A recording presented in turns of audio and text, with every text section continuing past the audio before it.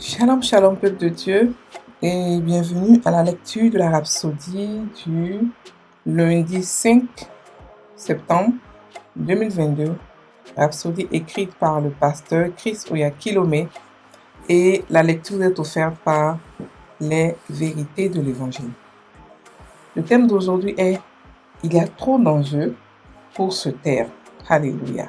Et le verset de Jérémie 20, verset 9 qui nous dit « Il y a dans mon cœur comme un feu dévorant qui est renfermé dans mes os.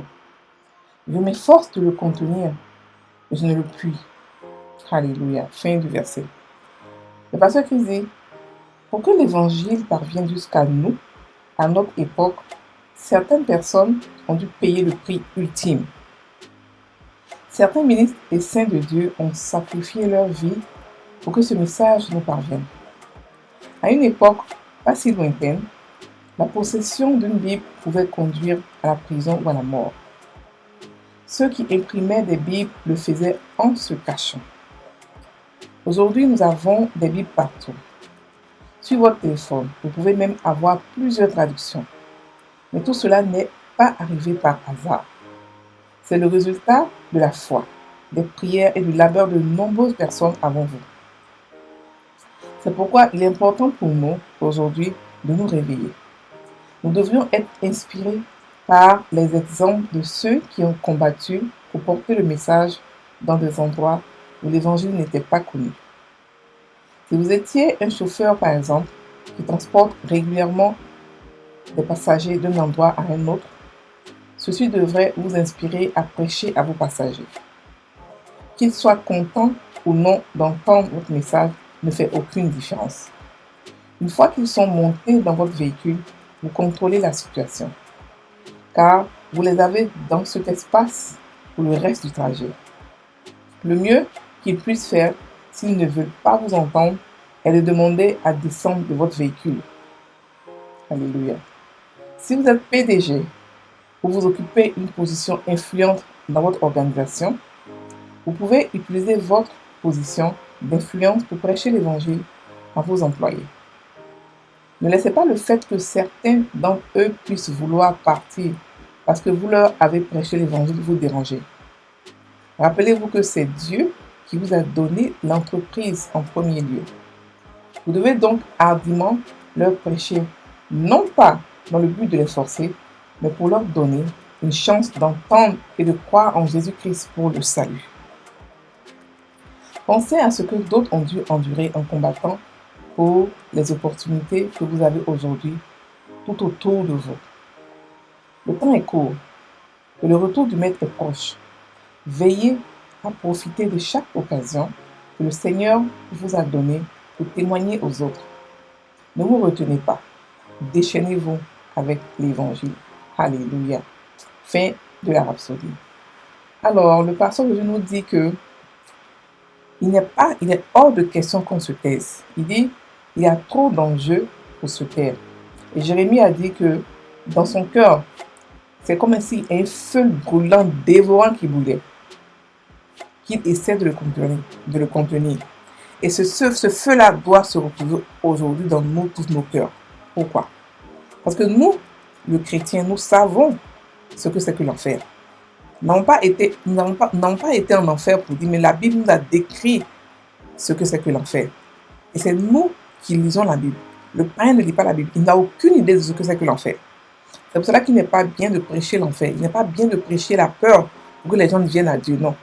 On prêche l'amour. On prêche la compassion de Dieu. On prêche la puissance de Dieu. On ne prêche pas la peur pour que les gens viennent à Christ. Ça, c'était juste une parenthèse. Mais le pasteur nous explique que aujourd'hui, nous avons droit à beaucoup de privilèges. Nous avons droit à l'Internet qui fait que l'évangile, la Bible, la parole de Dieu est disponible partout. Nous pouvons aller, même en allant, en voyageant, nous pouvons lire la Bible, nous pouvons écouter la Bible. Il y a tellement de... C'est-à-dire que c'est un privilège d'être en vie en 2022 et d'être chrétien. C'est un privilège parce que beaucoup de gens sont morts pour cet évangile-là. Beaucoup de gens ont été brûlés, tués. Beaucoup de gens ont intercédé afin que nous ayons droit à l'évangile, afin que nous ayons droit à cette parole-là et nous puissions aussi à notre tour évangéliser les autres. Effectivement, il fut un temps où avoir une Bible était un délit passif de prison.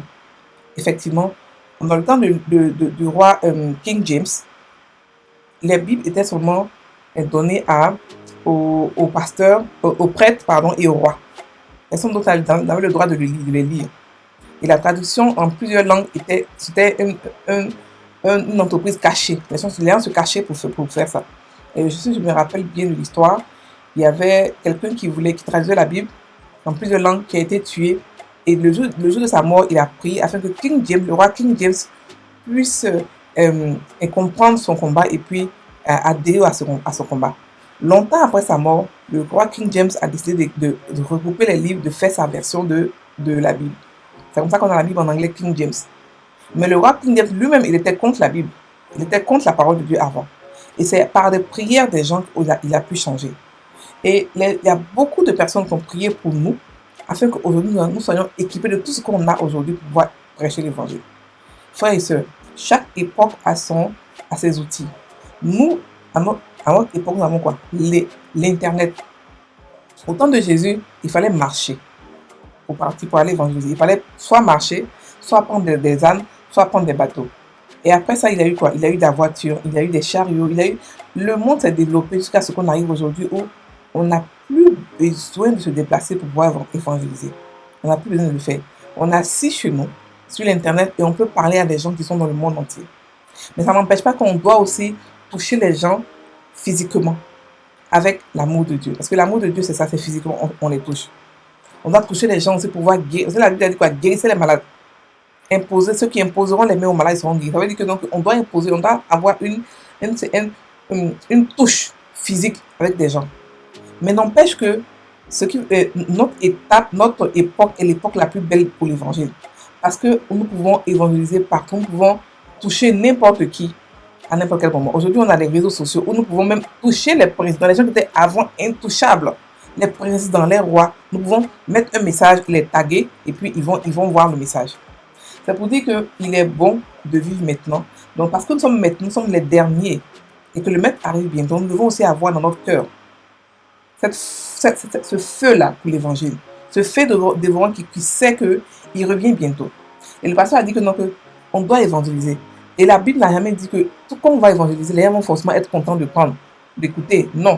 Tout ce qu'on nous demande à nous, c'est d'évangéliser. Le reste, c'est le Saint-Esprit qui fait le boulot. C'est lui qui ouvre les cœurs, c'est lui qui parle au cœur, c'est lui qui écoute. D'autres même vont vous insulter. Mais après, ce que vous avez dit va entrer dans leur cœur comme des semences et après va produire des fruits. Et prends comme ça, deux exemples comme ça à la volée d'un chauffeur, par exemple, de taxi. Vous pouvez parler de l'évangile à vos clients. Et même s'ils sont fâchés, parlez-leur de l'évangile. Parce que c'est bien pour eux. Il faudrait qu'ils aient la chance d'entendre l'évangile. Cette chance-là, cette opportunité-là, d'entendre l'évangile, c'est leur droit en tant qu'être humain. Parce que Jésus est mort pour tout le monde, pour le monde entier. Donc cette opportunité d'entendre parler de lui, c'est leur droit en tant qu'être humain. Et donc nous, ne leur enlevons pas ce droit-là. Parlons de l'évangile. Il est sûr que si vous êtes aussi un boss, un directeur d'une compagnie, vous pouvez parler de l'évangile à vos employés sans pour autant le forcer. Mais au moins, il faut qu'ils aient l'opportunité d'entendre parler de Jésus. Alléluia. Il ne faudrait pas que demain ils disent qu'ils n'ont pas entendu alors qu'il y avait un chrétien à côté d'eux. Non, il ne faudrait pas qu'au jugement ils disent non, je n'ai pas entendu, non, alors qu'à côté d'eux il y avait un chrétien. Ce serait vraiment dommage de comprendre qu'il y avait des chrétiens autour d'eux qui n'ont pas pu leur parler de l'évangile parce qu'ils n'avaient pas en eux cette flamme qui brûle, qui fait que tu es contraint de parler de l'évangile. Tu es contraint de pouvoir parler de Jésus, de pouvoir parler de son amour. Donc, ce sont des opportunités que nous ne devons pas rater. Que nous voyons, que nos yeux soient ouverts. Il y a des opportunités partout pour parler de l'évangile. Quand on part au supermarché, quand on part au marché, quand on part pour les enfants à l'école, quand on part au boulot, tout ça sont des opportunités pour parler de Jésus. Donc, saisissons-les. Et puis, prêchons l'évangile. Alléluia.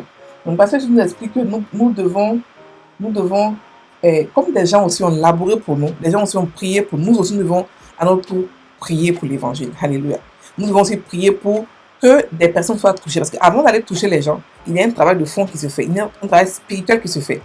Vous ne pouvez pas aller comme ça dans la maison d'un homme et prendre ses biens sans l'avoir lié auparavant. C'est ce que Jésus a dit. Donc nous aussi, avant d'aller prêcher l'évangile aux gens, avant d'aller arracher les âmes dans les ténèbres, nous devons aussi prêcher, nous devons aussi labourer, travailler spirituellement. Alléluia. Donc c'est ce que le pasteur nous dit aujourd'hui, de ne pas se taire parce que l'enjeu est de mise. On ne peut pas se taire. Il faudrait qu'on parle de l'évangile. Il est temps pour nous de parler parce que le maître arrive bientôt et le temps est court. Donc il faudrait qu'on parle. Il faudrait qu'on profite de chaque occasion que le Seigneur nous donne pour témoigner de l'évangile, de l'amour de Dieu aux autres personnes. Ne nous retenons pas, parlons de l'évangile. Alléluia. Je vais prendre maintenant la prière. Vous pouvez répéter après moi. Père précieux, je te remercie pour ta parole qui brûle dans mon cœur et me pousse à prêcher l'évangile et à répandre ta justice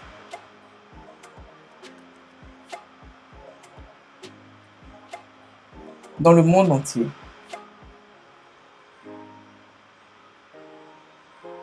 Je refuse de me taire, mais je prends ma place dans l'armée de la fin des temps.